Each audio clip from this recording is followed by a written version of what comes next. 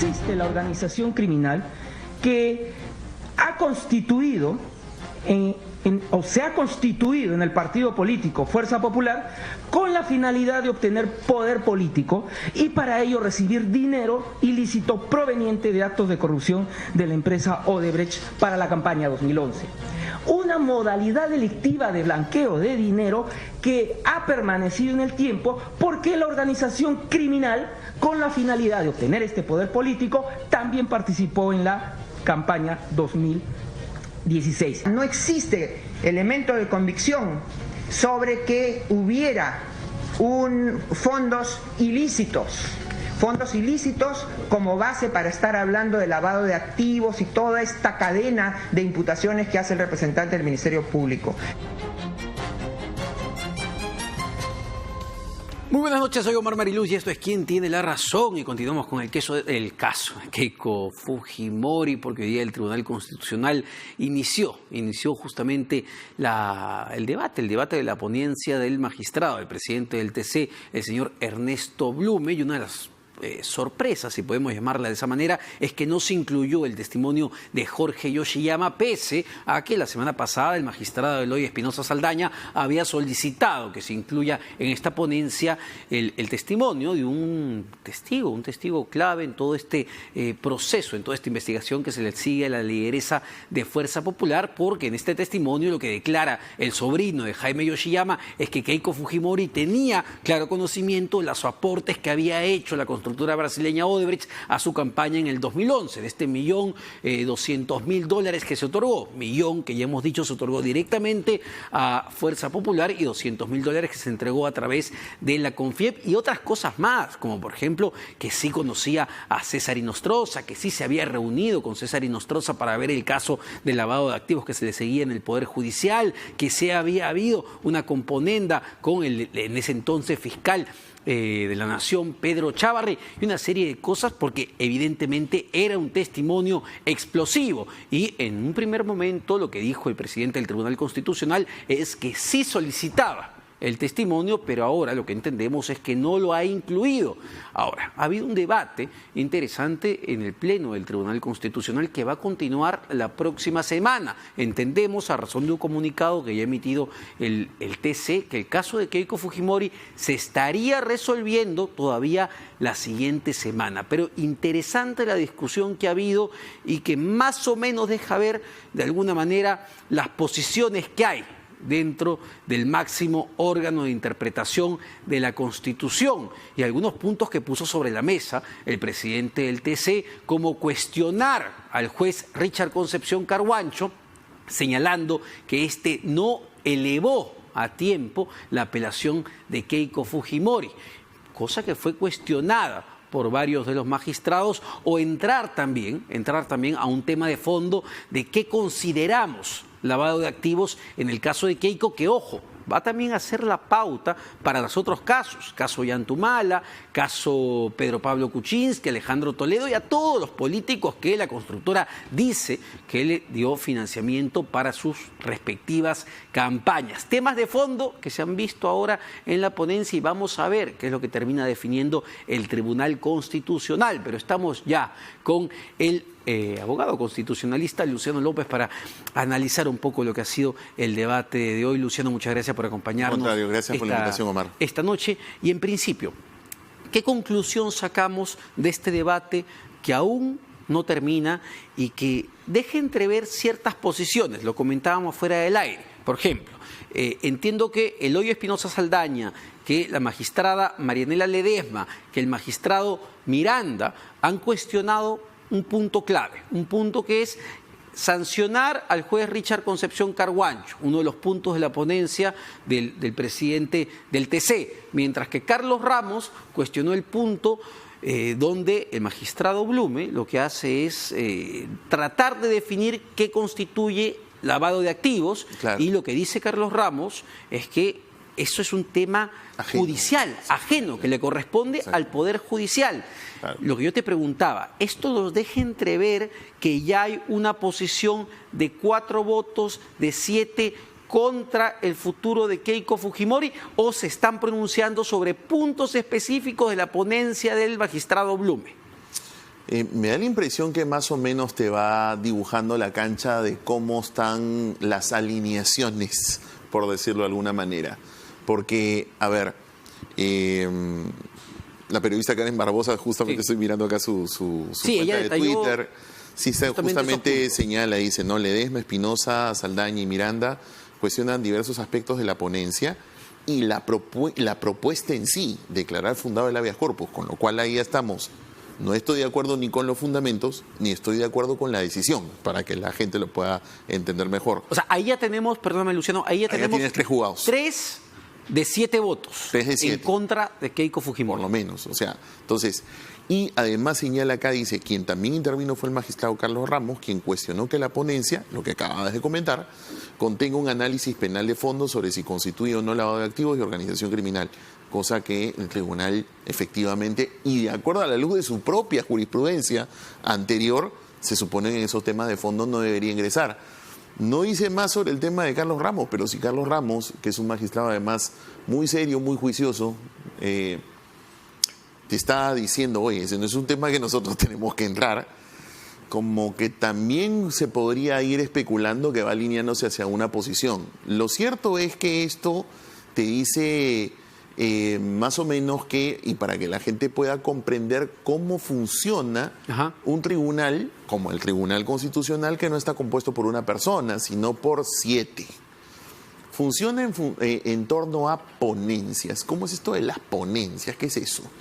Cuando los 7 deciden que hay un ponente, y en este caso ha sido el propio presidente del tribunal, el señor Blume, la ponencia se le llama a una posición escrita, que es lo que el magistrado ha traído hoy. Y que claramente, perdóname Luciano, para que la gente también le quede sumamente claro, el presidente del Tribunal Constitucional en su ponencia lo que recomienda, entiendo, además de estos puntos que hemos señalado, es la libertad de Keiko Fujimori. La libertad de Keiko Fujimori y la sanción al señor Concepción Carhuancho. Entonces el magistrado metodológicamente lo que hace es, hace una síntesis, de su ponencia, previamente la ha repartido, él justifica, defiende su posición y entonces entra un debate con el resto, con los otros 6 colegas. Este trascendido lo que nos dice entonces cómo ha sido el debate al interior. Entonces, frente a esas posiciones que son discordantes, porque lo que señalan es que el único que no se ha sabido es por Augusto Ferrero, pero el señor Sardón se pliega a la posición de Blume. Y entiendo que Ferrero va a dar su exposición la próxima semana. Exactamente. Entonces, allí, cuando un magistrado no está de acuerdo con los fundamentos y con la decisión, o puede ser que esté de acuerdo con la decisión, pero no con ciertos fundamentos, él está obligado a escribir su ponencia. Y entonces lo que ocurre es una competencia de ponencias, porque entonces tienes un papel escrito que dice A y tienes un papel escrito que dice B. Entonces lo que eso entra, y digo competencia, porque entonces es la competencia por los votos. Es decir, Luciano, y es que es importante, porque en algún momento escuché también a un constitucionalista señalar que si perdían los votos la ponencia o la posición del presidente del Tribunal Constitucional, el Pleno del TC tenía nuevamente que elegir a otro ponente. Es una posibilidad. También. Sí, es una posibilidad, eso lo dijo el profesor Urbiola, que además ha sido magistrado, ex magistrado y presidente del TC, del claro. Tribunal Constitucional, quien mejor que él como para saber cómo se hace la dinámica, ¿no? Quienes además ejercemos y también tenemos mucha práctica en el tribunal de fuera, sabemos que también o sea, lo que puede ocurrir es también lo que estoy mencionando, que ocurre entonces que los que están en discordancia escriben sus votos y entonces hay una competencia de cuánto suman los votos. Para que la gente lo pueda entender, como son 7 y se trata de un habeas corpus que protege la libertad, se gana por mayoría simple, 4 de 3. Entonces, ¿y 4 de 3 de qué? Sobre la decisión, porque hay 2 formas de voto. Lo que llamamos el voto singular, estoy de acuerdo con la decisión, fundada o infundada la demanda, o sea, que se libere o no se libere, y puedo estar en desacuerdo con ciertos fundamentos, y eso se llama voto singular. Y tenemos el voto en discordia, que es, no estoy de acuerdo ni con la decisión, o sea, que sí se libere, que no se libere, y con los fundamentos. Entonces, la posición que tenga más votos, 4 de 3, gana.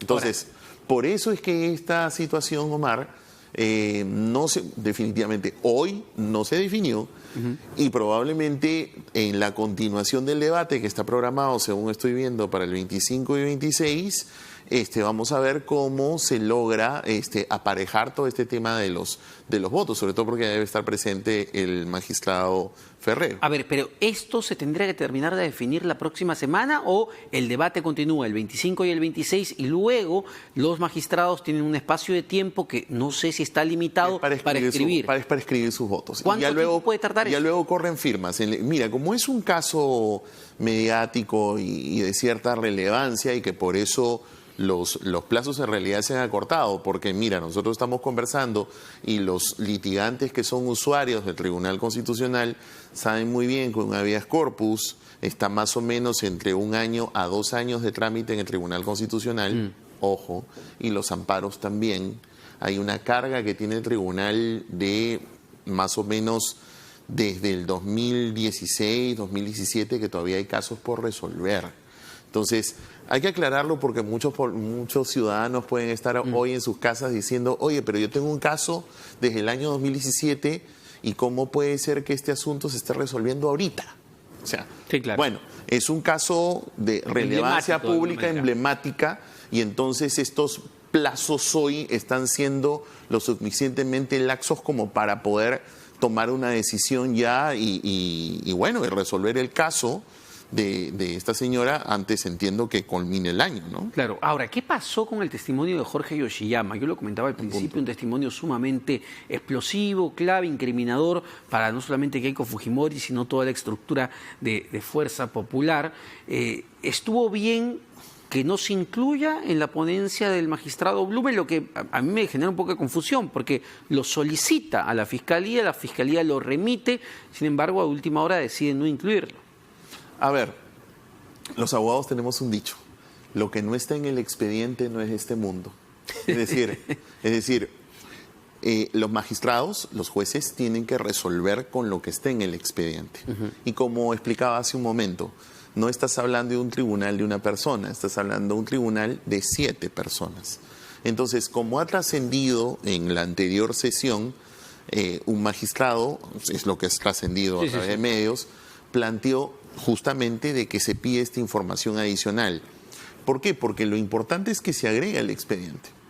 Porque si el magistrado Blume, que está en su derecho, porque él es el ponente, claro, y él escribe su ponencia y él considera que la verdad de esto ni suma ni resta, pero sin embargo los que estén en discordancia, es lo más probable, y fírmalo, lo más probable es que quienes estén en discordia probablemente citen el testimonio. ¿Y por qué lo van a poder citar? Porque está en el expediente. Porque si no estuviese en el expediente, no es de este mundo. Entonces no se puede tomar en cuenta. Entonces, ¿a quién le va a importar? A quienes estén en discordancia. Pues lo más probable es que lo citen. ¿Por qué? Porque según los trascendidos, como tú lo acabas de mencionar, el contenido de este testimonio impacta en el elemento más débil que tiene la defensa de la señora Fujimori de cara a la prisión preventiva, que es este tema del peligro de obstrucción probatoria. Obstrucción a la justicia. Exacto, porque como todos ya más o menos los ciudadanos están tanto ya acostumbrados en los últimos tiempos de los temas legales y judiciales, la prisión preventiva evalúa la apariencia del delito y evalúa este tema del peligro procesal, que tiene 2 componentes: que el investigado se te vaya a fugar, y lo segundo es que te vaya a obstruir la acción de la justicia, es decir, la actividad probatoria, es decir, te oculte pruebas, te mediante testigos o algo por el estilo. Y el testimonio de Yoshiyama Sasaki impacta en eso. Claro, porque te dice que han tratado de cambiar testigos, que se trató de usar el aparato de poder para dictar leyes y entonces que esto no se vuelva un hecho típico. Entonces, eso que calza además con lo que ya está en el expediente, el chat La Botica, el hecho de que también algunos colaboradores dijeron de que estaban amedrentando testigos. Claro. Entonces como que es la cerecita y el helado, porque era prescindible, y eso hay que decirlo también.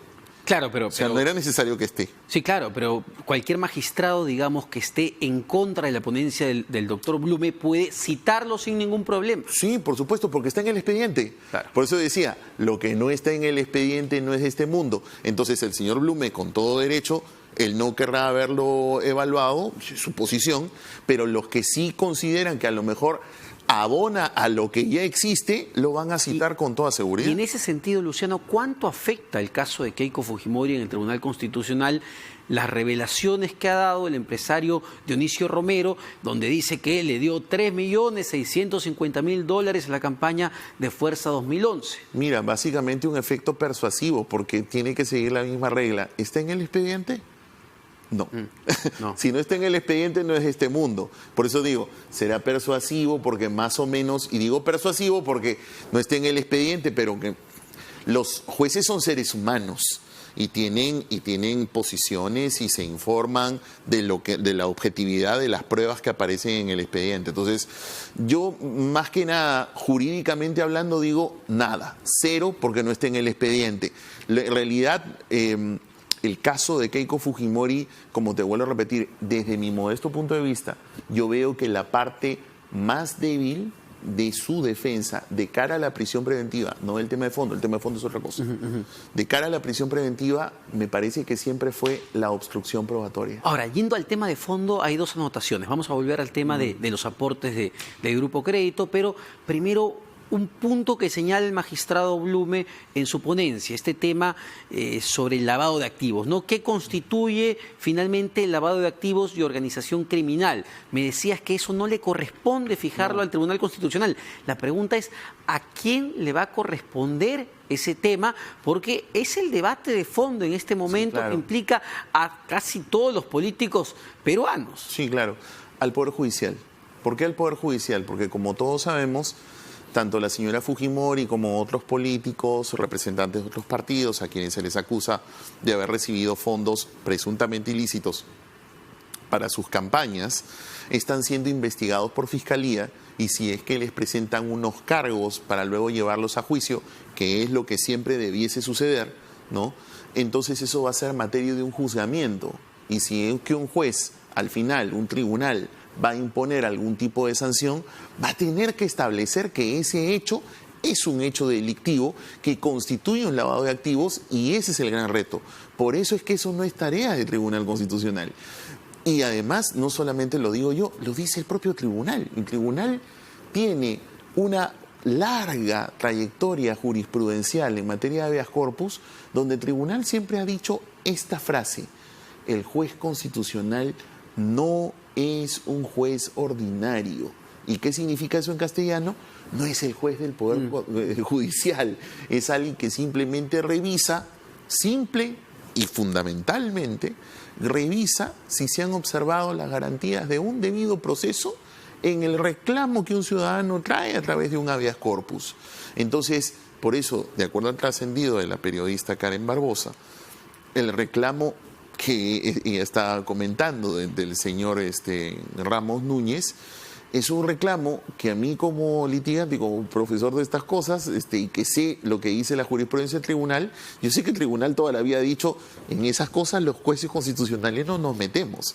Entonces es natural y válido que entienda que el señor Ramos reclame y diga: oye, ¿nosotros por qué nos estamos metiendo a opinar sobre ese tema? Y esa, Luciano, va a ser una tarea que le toque a la Corte Suprema del Poder Judicial en un eventual recurso de casación. A todos los jueces que conozcan de ese caso en todas las instancias.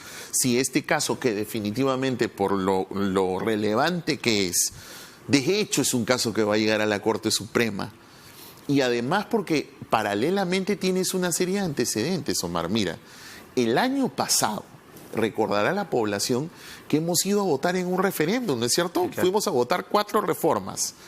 Ustedes saben que una de las reformas que votamos fue justamente sobre financiamiento. Financiamiento de campañas. Y uno de los textos constitucionales fue de que se aprobó establecer la responsabilidad penal por el financiamiento ilegal. Y eso es lo que ha motivado que antes que se disuelva el Congreso, en julio, en la víspera, dentro de los proyectos que presentó el Ejecutivo, tomados de la Comisión de Alto Nivel, ha venido este tema del financiamiento ilícito y ha venido ya este asunto de que esto es un delito. Y allí hay una zona gris, porque entonces la pregunta clave es: ¿y qué fue antes? Entonces, ¿antes no fue delito? Claro. Definitivamente es un espacio bastante oscuro y farragoso que el rol, lo que tú preguntabas, el rol de quien tiene que decidir es del juez ordinario, no es del Tribunal Ahora, Constitucional. ¿cómo afecta también, Luciano, ya en el tema de fondo, no en la prisión preventiva de Keiko Fujimori, que entiendo también va a vencer dentro de poco, porque se lo bajó Sí, claro. a 18 meses, pero cómo va a afectar ya su caso, las revelaciones que ha hecho Dionisio Romero, ¿no? Estos $3.650.000, porque leía al fiscal Rafael Vela que decía que justamente respaldaban la tesis que ellos tenían, que era justamente que Fuerza Popular pitufió el dinero, escondió el dinero que aportaron muchos empresarios de este país y de fuera. A ver, yo lo que veo es que eso muestra la cantidad de declaraciones falsas que no solamente este partido, sino que también otros partidos que puedan haber recibido aportes similares han realizado. ¿Por qué? Porque ese pitufeo ha ido acompañado de declaraciones no ciertas. Y en un contexto en donde la ley electoral te obligaba a que declares quién era el aportante. O sea, había un deber de declarar la verdad. Y lo segundo, que hace más o menos ya una década, encima tenemos la famosa ley de bancarización. Esa ley que vino con el ITF, ¿recuerdas? Claro, ¿no? el impuesto Vinieron las dos cosas. El ITF, ¿para qué? Porque no tenía necesariamente un fin recaudatorio, sino saber información. ¿Qué cosa pasaba por el sistema? ¿Por dónde se mueve el dinero? Claro. Exacto. Y lo segundo, que entonces sumas superiores a los 3.500 soles, si no me falla la memoria, o $1.500, entonces había una obligación de bancarizar. Entonces la pregunta natural es, podrás ser tú muy banquero, pero ¿en efectivo? ¿Y de dónde? Porque igual eso tiene que ser investigado. Y además, tú concertaste con el del partido que no lo declare. O sea, ¿fuiste cómplice primario de una declaración falsa? Porque las declaraciones falsas son delito, y se llama el delito contra la fe pública. Ese es el punto clave, Luciano, porque lo que hemos escuchado el día de hoy, también ayer, era que esto, bueno, era una falta administrativa, no se declaró a la OMPE, pero en estos casos no hay delito, y que Keiko Fujimori, según lo puso también en sus redes sociales, hizo esto para, digamos, proteger a un financista, a un aportante que no quería, de alguna manera, que su nombre salga. Mira, sigue la lógica. Entonces hubo una concertación para una declaración falsa en un documento que era verdadero, con una obligación legal de declarar. Mira, si eso no es lavado de activos, cuando menos, eso es delito contra la fe pública. ¿No ves que hay una obligación de declarar? ¿De ambos lados? Pero lógico, pues, ¿no ves que lo que ambos te están diciendo es, yo le pedí a Omar que no me ponga de declaración? Y yo sabía que Omar tenía el deber de declarar. Omar lo que hizo fue pitufiar para que esa declaración se plantee ante los funcionarios del Estado falsa. Yo cuando menos soy tu cómplice en un delito de fe pública. Ni siquiera te estoy metiendo en lavado de activos, porque el lavado de activos habría que acreditar si el fondo es ilícito, si los dos sabían que era ilícito. Ese es otro rollo. Y que la Fiscalía es la parte complicada. No tienen por qué sospechar que el dinero era ilícito, pero efectivamente... Bueno, pero hay un deber de investigar. Pero este discurso de aquí es un discurso de concertación. De una concertación en donde yo soy tu cómplice. Pues no ves que yo soy tu aportante y yo te digo, Omar, pero sabes que yo no quiero figurar. Y el hecho, Luciano, de buscar aportantes fantasma, falsos aportantes para pitufiar, vamos, una cantidad exorbitante de dinero. Y además pitufeo de declaraciones falsas, eso no te olvides, o sea, siempre está acompañado de la declaración falsa. La declaración falsa es un delito contra la fe pública.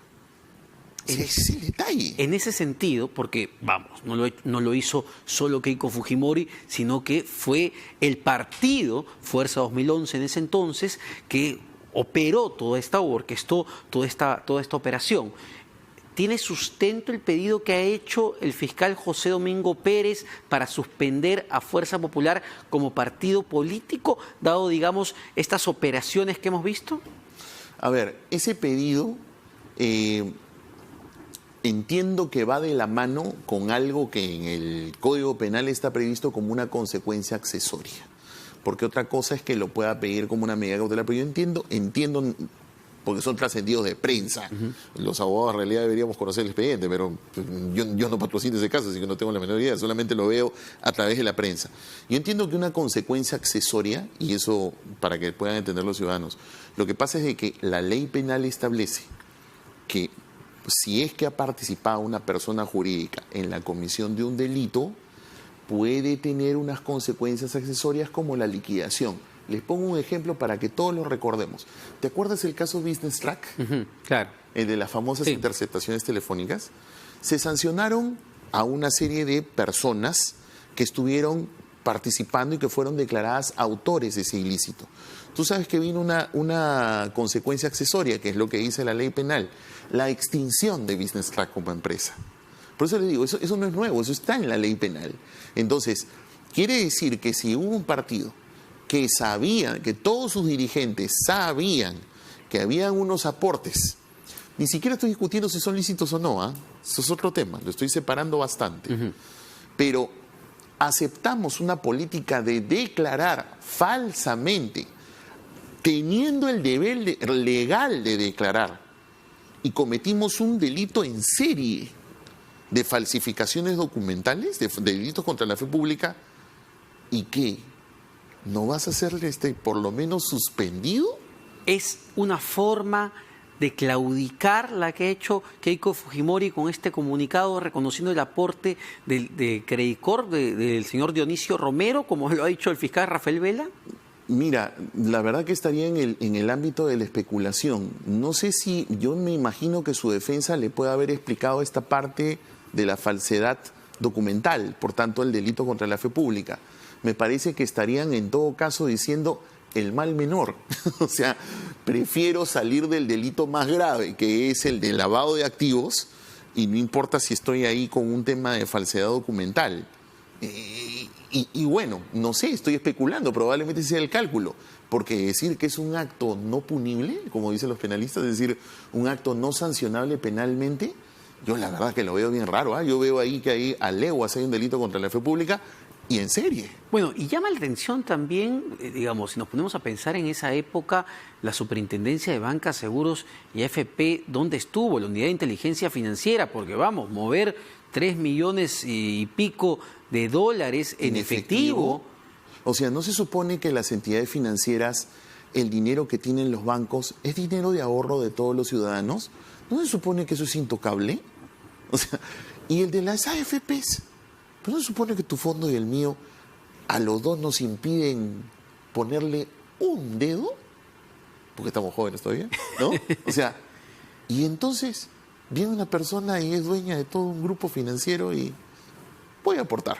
O sea, está reportado eso en mi AFP, han invertido en el caso que y hay un dato, repórtenmelo en mis datos. Claro, ahí hay un dato particular y preocupante, porque lo que dice Dionisio Romero, y amplía estas declaraciones también en una entrevista en El Comercio, es que efectivamente la plata o gran parte del dinero que se dio a Fuerza 2011 no sale del bolsillo del señor Dionisio Romero, sale de la empresa, del holding Credit Corp, el holding del grupo que pertenece al grupo BCP, al BCP. Entonces uno dice, ok, y él lo menciona, la plata no sale de los ahorristas, dice él, sale de los accionistas de Credit Corp.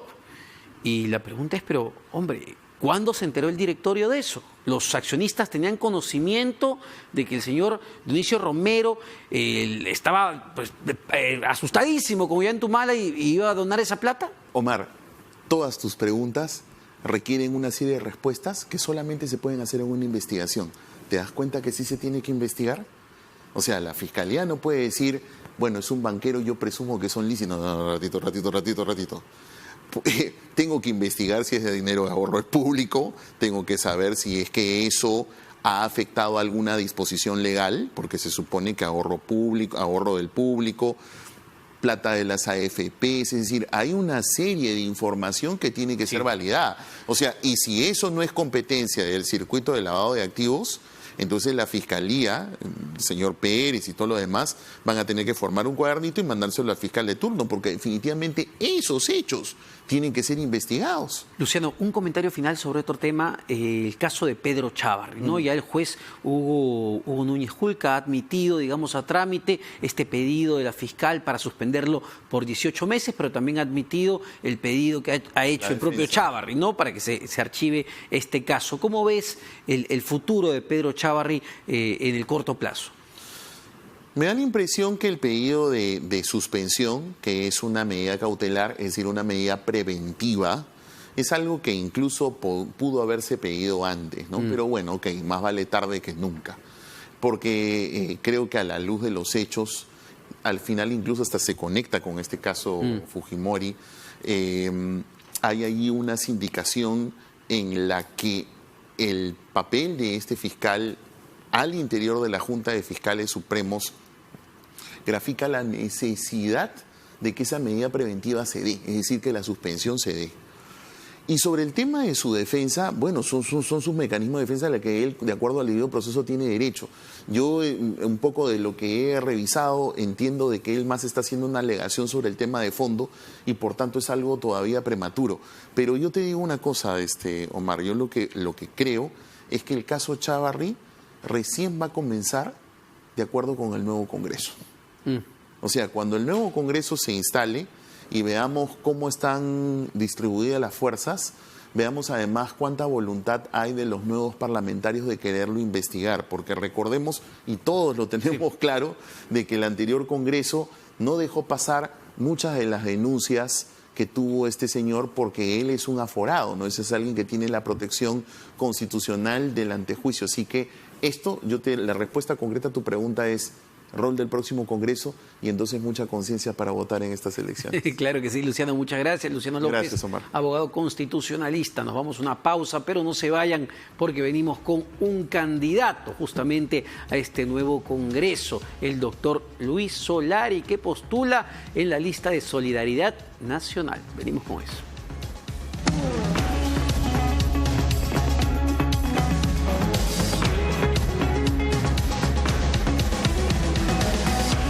Noviembre. Papá, las fiestas. Yo sé, hijo.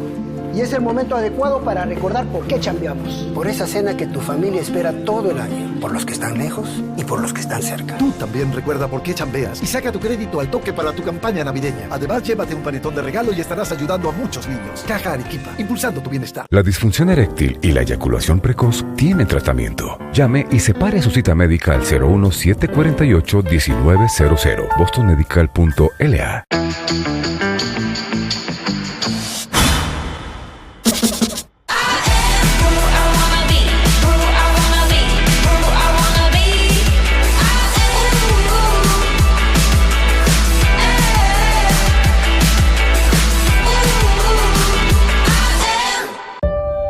Para ser innovador hay que aprender de los que no son como tú, de los que no piensan como tú, de los que no aman como tú. Los innovadores no siguen la corriente, ni se rinden a supuestos límites. La innovación empieza por abrazar las diferencias, porque solo escuchando otros puntos de vista puedes aprender. Abre tu mente. Innova UPC. Alejandro Sanz regresa al Perú, iniciando su tour sudamericano, La Gira. Este 13 de febrero en el Jockey Club. Descuentos especiales con tarjetas Interbank. Entradas en Teleticket de One y Metro. Una producción de All Access. Alejandro Sanz en el Perú. Este 13 de febrero en el Jockey Club. Gracias a Radio Corazón. En el Instituto de Neuroestimulación de Lima, somos pioneros y únicos en el Perú con años de capacitación y experiencia en el extranjero en el uso de la estimulación magnética transcraneal para el tratamiento de la depresión, adicciones y otros trastornos neuropsiquiátricos con equipos de última generación. Llámenos al 620-9000 o visite nuestra página web. La disfunción eréctil y la eyaculación precoz tienen tratamiento. Llame y separe su cita médica al 01748-1900. bostonmedical.la.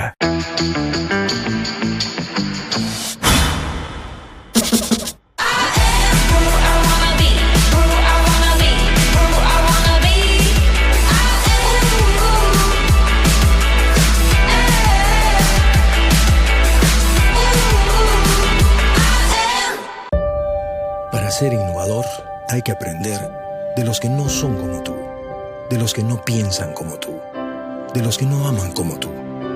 Los innovadores no siguen la corriente, ni se rinden a supuestos límites. La innovación empieza por abrazar las diferencias, porque solo escuchando otros puntos de vista puedes aprender. Abre tu mente. Innova UPC. Super oferta de Navidad. Por la compra de cualquier sala, comedor o dormitorio, llévate un mueble de tocador Jessie a solo 99 soles. Solo en Casa Grande y Sal y Cerámica.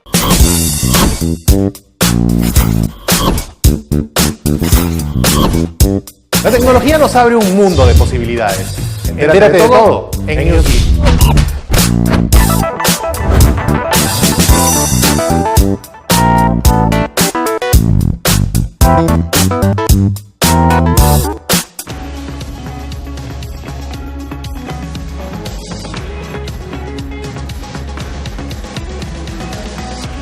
Bueno, ya estamos en Quién tiene la razón. Estamos con el exministro de Economía, Alonso Segura, para analizar este tema de los aportes que hizo el Grupo Crédito, Credicorp, a la campaña de Keiko Fujimori. Alonso, muchas gracias por acompañarnos esta tarde. Y en principio lo conversábamos en el corte. Vamos a ver, creo que ya lo tenemos en pantalla, el comunicado que publicó hace algunas horas la Superintendencia de Banca, Seguros y AFP. Y dice lo siguiente, ahí lo podemos ver, y lo publicó en su cuenta de Twitter, ¿no? Ante las recientes declaraciones del señor Dionisio Romero Pauletti, presidente del directorio de Credicorp, empresa holding propietaria pues de entidades supervisadas por la SBS, se informa que esta superintendencia ha iniciado un proceso de evaluación de las circunstancias en las que se produjeron los aportes de dinero en efectivo para el financiamiento de partidos políticos en campañas electorales. Dicha evaluación se circunscribe a verificar el cumplimiento de las normas emitidas por esta superintendencia y, de ser el caso, adoptar las acciones correctivas que correspondan, dice la SBS, el regulador del mercado financiero, en este comunicado. Y Alonso, y aquí justo lo comentábamos, ¿no? ¿Qué normas se pueden haber violado? Porque estamos hablando, y lo decíamos con Luciano, que la plata no salió del bolsillo, ni de los ahorros, ni de la riqueza del señor Dionisio Romero. La plata salió de una empresa que además cotiza en la Bolsa de Valores de Lima, que cotiza en la Bolsa de Valores de Nueva York, que tiene accionistas, que tiene un directorio y que, pese a todo eso, entregó plata en efectivo. ¿Se han roto regulaciones? ¿Se han quebrado regulaciones? Sí, bueno, muchas gracias por la invitación primero. Eso es algo que va a tener que interpretar los entes supervisores y regulatorios correspondientes, ¿no? Has leído ahora el comunicado de la SBS. Me parece que correctamente es un comunicado ponderado. Porque lo importante es que la gente no tenga miedo, ¿no? No queremos acá corridas ni nada por el estilo, ¿no? Es simplemente que, de acuerdo a las normas de supervisión bancaria, en el caso de la superintendencia, y de sistema de pensiones también, porque Credicorp es una acción AFPable, ¿de acuerdo? Y probablemente hay bonos de Credicorp también en el portafolio de los afiliados. Determinar si ese gasto correspondía a ser registrado, podía ser registrado en el balance de la empresa, ¿no? Otro regulador que tendrá que analizar es la Superintendencia de Mercado de Valores, ¿no? Para ver también si cumple con la normativa de mercado de valores. Esos son los dos, digamos, de sistema financiero de mercado de capitales en el caso peruano. El análogo va a ser en Nueva York, que podría pronunciarle también la SEC, ¿no? Como pasó con Graña y Montero, ¿no? Que tiene una investigación, ¿no?, ya en la bolsa en Nueva York. Ese no es un tema que, por magnitud, el monto obviamente llama la atención para una campaña, financiamiento de campaña. Ahora, el monto como porcentaje, el balance de Credicorp es pequeño, ¿no? O sea, no hay nada acá de riesgo, inestabilidad, ni mucho menos, pero sinceramente sí es un serio error ético, de criterio, usar el balance de Credicorp para ese tipo de gastos, ¿no? Mi opinión es que uno no puede registrar una partida de ese tipo en el balance. No es si la registraste o no la registraste, es que no puedes registrar un gasto de ese tipo, ¿no? Sí, claro. Tenemos, Alonso, otra información de otra empresa que habría reconocido, esto según IDL Reporteros. Último, dice Vito Rodríguez, del Grupo Gloria, reconoció al equipo especial Lavallato, que dio un aporte de 200 me imagino que debe ser 200.000, ¿ah? 200.000 dólares, no creo que $200. Sí. Señor Rodríguez, bueno, $200.000 en efectivo a Keiko Fujimori para la campaña presidencial, pero esta del 2016. Otra revelación que sale de empresarios que aportaron en ese momento a la campaña de Keiko. No, pero digamos, esta fue de 2016, la del 2011 fue diferente. Lo que ha dicho Dionisio Romero es que en ese momento Ollantumala, tú fuiste ministro de Economía de Ollantumala y gerente de estudios económicos del BCP, ¿verdad? En Credit Corp. Digamos, estaba aterrado de que Ollantumala represente el chavismo en ese momento, y por eso la medida por la que optó fue darle esta plata a Keiko Fujimori, porque él no quería el chavismo para el Perú. ¿Qué justifica? Mira, yo creo que cada quien como persona individual es libre de tener las ideas que quiera y los miedos que quiera y hacer con su plata lo que quiera y asumir las consecuencias de esas decisiones. El problema acá es usar el balance de una empresa pública. Pública no en el sentido de pública del Estado, sino una empresa que tiene accionariado múltiple. Hay accionistas minoritarios que ciertamente... seguramente varios no aprueban esta decisión, ¿no? Entonces es la parte que va a tener que definir los reguladores, tanto acá como quizás en Nueva York, si es que hubo algún tipo de infracción, no es que sí, y si es que corresponde a algún tipo de sanción y cuál, ¿no? El daño reputacional creo que va a ser más importante en el caso del banco, lamentablemente. Es una de las mejores empresas del Perú, en realidad, el grupo, ¿no? Pero este ha sido un serio error de criterio, ¿no? Y Alonso, no sé si tú estabas justamente en el BCP en el momento de la campaña electoral, es decir, cuando había este temor sobre Ollantumala. Digamos, la gerencia, el directorio del BCP en algún momento les comunicó que iban a apoyar de alguna manera la candidatura de Keiko Fujimori, ¿o fue una cosa muy hermética? No, esto evidentemente tendrán en su momento que decir quién es en el banco o en Credit Corp, porque no necesariamente en el propio banco. Sí, claro. Parece que es en la holding. Tendrán que aclarar si fue a nivel de la holding, de cuáles empresas, el banco, etcétera, ¿no? Pero no, esta decisión se ha tomado en un círculo muy cerrado, ¿no? En la declaración del propio presidente Credit Corp refiere que los había un grupo menos de 5 personas, de las que ha nombrado por lo menos, ¿no? Y refiere que el directorio se ha enterado después, hace poco, ¿no? Aparentemente, pero hay que aclararlo, ¿no? Sí, claro, ese es un punto pero no menor, ¿no? Porque, si está tomando decisiones sobre dinero del grupo, y entiendo que el directorio debería aprobar este tipo de cosas, ¿o no? Sí, lo que pasa es que hay facultades delegadas a gerencias en toda empresa. De nuevo, acá el tema es que esta partida de gasto, no por el monto, sino por naturaleza, no es una partida que corresponda a registrarlo como un gasto de la empresa, ¿no? Ese me parece que es el punto complicado y el punto que van a tener que determinar los reguladores. Y bueno, internamente dentro de Credit Corp, directorio, accionistas tendrán que ver si esto en su criterio fue, primero, dentro de las facultades de quienes tomaron la decisión, y segundo, si lo consideran que es legal, si es ético, etcétera, etcétera, etcétera, ¿no? Pero sí es complicado porque Credit Corp es como que el buque insignia de las acciones a nivel Perú. Cuando un inversionista internacional quiere invertir en Perú, ni siquiera es que invierte en el EPU, en el ETF, invierte en Credit Corp. ¿Tú crees que eso tenga un impacto, no sé si a nivel ya de dinero, pero sí a nivel reputacional, no solamente para Credit Corp, sino para lo que constituye la Bolsa de Valores de Lima? ¿Qué nivel de impacto puede tener? Yo creo que no. Yo creo que va a quedar como una mancha así en Credit Corp. Pero digamos, al final es una empresa que también tiene muchos méritos. Los programas de becas que tiene son buenísimos. Es una empresa que tiene una de las mejores reputaciones en el mercado peruano, pero esto sí va a afectar su reputación, ¿no? lamentable que hayan tomado una decisión de ese tipo, quienes sea que le hayan tomado dentro de la corporación.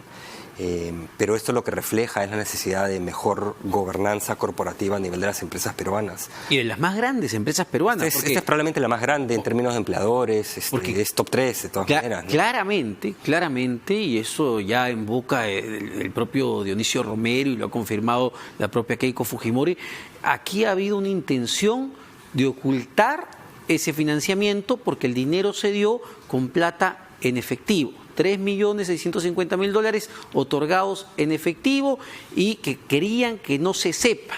Sí, en varias armadas, en maletines. La verdad que la forma es bastante, digamos, desagradable.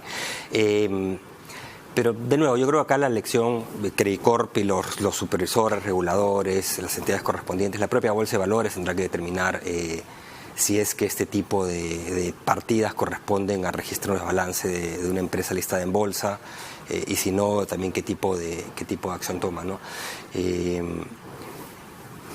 Pero yo creo que acá lo importante, y hay que hacer un paréntesis porque en verdad Credicorp es una empresa que en general es una de las mejores empresas del Perú, y eso es lo que preocupa un poco, ¿no? Esperemos que este haya sido realmente un importante y muy descriptivo tras pies, pero... Recuerda, ¿no? Alonso, que no digo que no lo sea, pero Graña y Montero estaba también incluida en la Bolsa de Valores entre las mejores empresas con el mejor gobierno corporativo, y los señores hicieron negocios turbios. Justamente por lo mismo, y yo creo que acá lo importante es que se tiene que, las empresas, el empresariado peruano tiene que tomar, y no hay que meter a todos en el mismo saco, pero tiene que tomar conciencia de que acá la forma de hacer empresa en el mundo está cambiando. Y no es solo maximizar rentabilidad del accionista, no es yo soy director o presidente y manejo... Y por eso tu experiencia es importante porque tú has estado en ambos lados.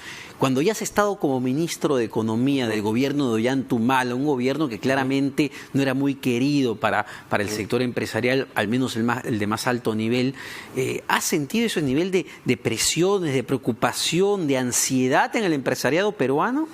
Sí, digamos, era evidente que nunca hubo, digamos, química. Pasaron del pánico a la tolerancia y cuando pegó el choque externo, fin de 2013, inicio de 2014, que fue muy fuerte, bastante más fuerte que el de ahora, en términos de impacto en Perú, en América Latina, por la naturaleza, de nuevo comenzó la crítica desmedida, desproporcionada, decir todo es culpa del gobierno, ¿no?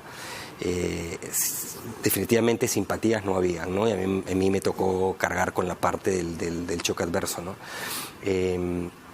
Pero nuevamente hubo una agenda en su momento de impulso para la OCDE que incluía mejoras en gobernanza corporativa de las empresas.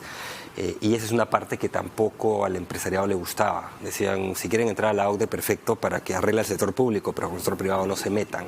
Y esa es una visión errada. Acá no te voy a decir conversaciones que hubieron, pero digamos, es una visión bastante errada que yo espero que cambie. Y a la luz también de lo que está ocurriendo en Chile, por ejemplo, yo creo que tienen que darse cuenta de que el empresariado peruano tiene que tener más compromiso y tiene que entender que la forma de gestionar empresas en el mundo está cambiando. No es solo maximizo mi rentabilidad al accionista, es realmente tengo que opero en un ecosistema, tengo lo que se llama stakeholders. Pero digamos, eso que nos dice del empresariado peruano, Alonso, porque nuevamente lo que más llama la atención es que son las empresas más grandes que han estado metidas, digamos, en estos temas.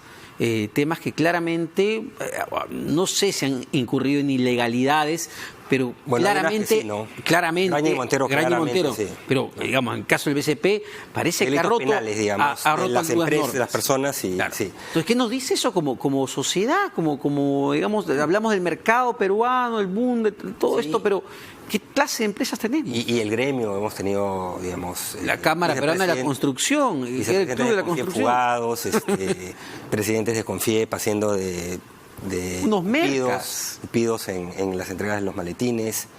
Entonces, nuevamente, yo creo, y de nuevo, no hay que poner a todo el empresariado en el mismo saco, pero claramente tenemos una clase empresarial que todavía tiene mucho por cambiar en su forma de pensar. Creo que tiene que haber más tolerancia, creo que tienen que aceptar otras ideas, otras propuestas de política pública, creo que tienen que incorporar mejores prácticas. En el caso, como dije, y regresando al caso de Credicorp, esa no es la empresa de los Romero. En algún momento la declaración dice las empresas de la familia. Pueden tener un porcentaje, pero son empresas públicas. Hay accionistas de todo el mundo que tienen, o sea, que son dueños de esa empresa.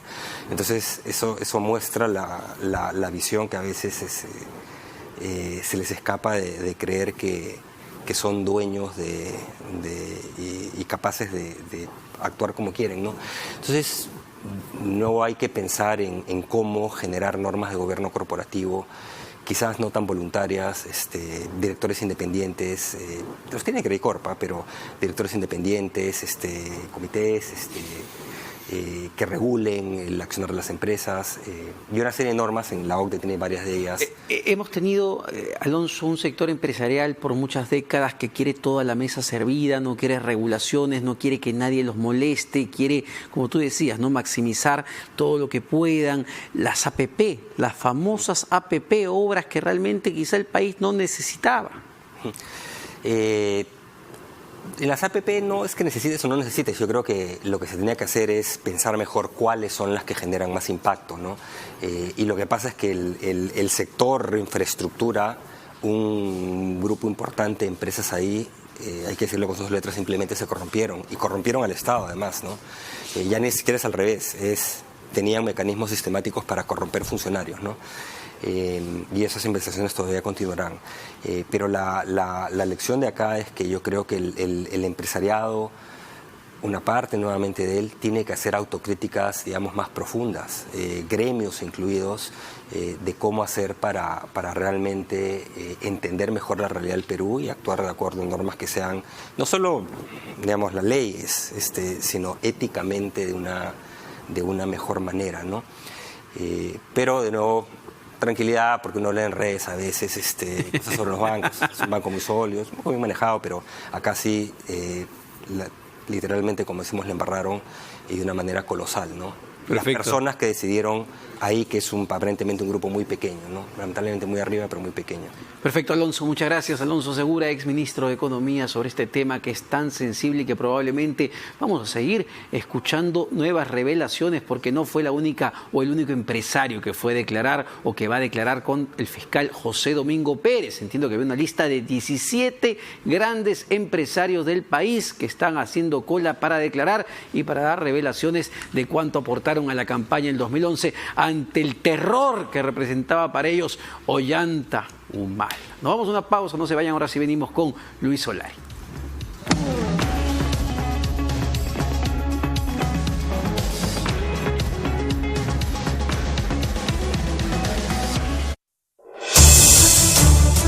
El día transcurre demasiado rápido.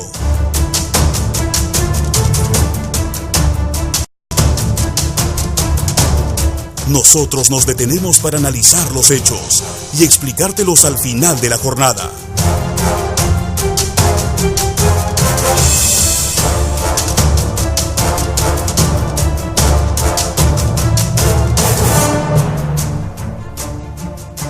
Brindándote información en la que puedas confiar.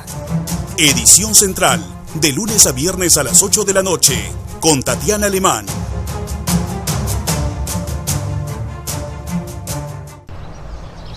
Radio Oxígeno.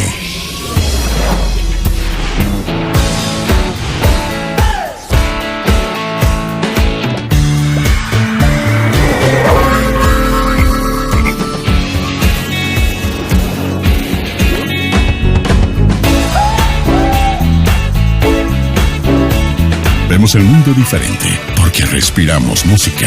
Radio Oxígeno, clásicos del rock and pop.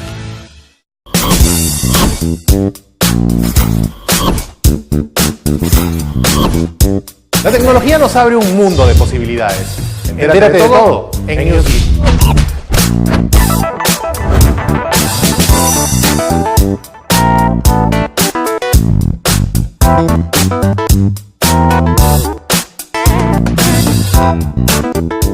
¿Tener una sola red social? ¿Tener amigos iguales? ¿Escuchar un solo género en un solo idioma? Nah, no nos gusta una sola cosa. En Estudio 92, como tú, preferimos variedad. Porque a veces estás en modo chill y luego en modo juerga. Porque es más chévere escuchar música de todo el mundo. Y si es con gente buena vibra en conducción, mejor. Tenemos todo lo que te gusta y a tu manera, porque la diversión está en la mezcla. Estudio 92. Primeros en tu música. ¿Cómo somos los peruanos? Amable. Somos peloteros, somos hinchas. ¿Juegas pelota? Emprendedores, pero a algunos se les pueden pegar las sábanas. ¡De buen diente! ¡Uy, qué rico huele! Son más divertidos. Descubrir nuestra identidad es el reto de este programa. Todos los miércoles a las 10 intentaremos averiguar usted y yo cómo somos los peruanos.